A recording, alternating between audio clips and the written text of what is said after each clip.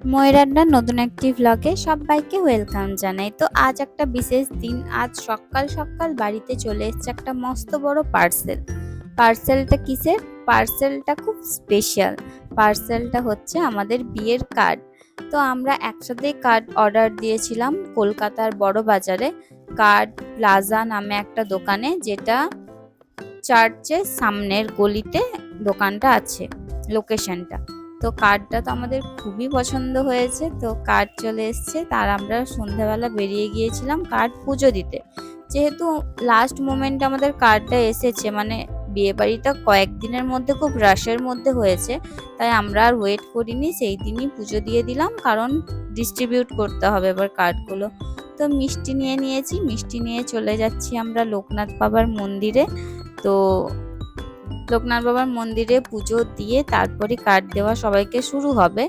আর এখানে ঋত্বিক পুজো দিয়ে অলরেডি বেরোচ্ছে, আর সাথে ছিল অভিজ্ঞতা, রিয়া। তো সবাই মিলে আমরা এখানে কার্ডগুলো গুছিয়ে টুছিয়ে প্রসাদগুলো গুছিয়ে চলে গিয়েছিলাম অভিজ্ঞতার ফ্ল্যাটে। এই যে অভিজ্ঞতার ফ্ল্যাটের রাস্তায়।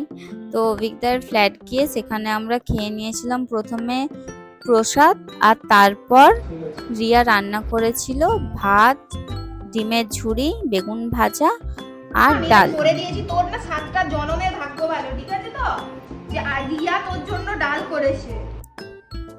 তো তো চলতেই থাকবে। সাথে ছিল বিরিয়ানি আর রসগোল্লা। খেয়ে দিয়ে আমরা দেখেছিলাম একটা কার্টুন মুভি, আর তারপর আমরা চলে গিয়েছিলাম বাড়ি। তো বাড়ির পথে আমরা রওনা দিয়ে দিয়েছি।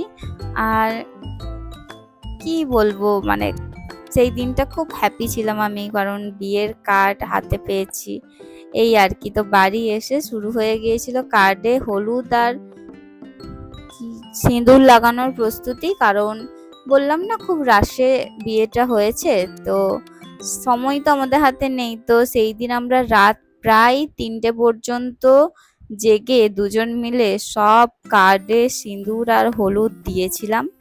তো ফিলিংটা খুবই খুবই সুন্দর, আমি তো বলে বোঝাতে পারবো না। যাই হোক, এটা ছিল একটা ছোট ব্লগ। দেখা হচ্ছে নেক্সট ব্লগে।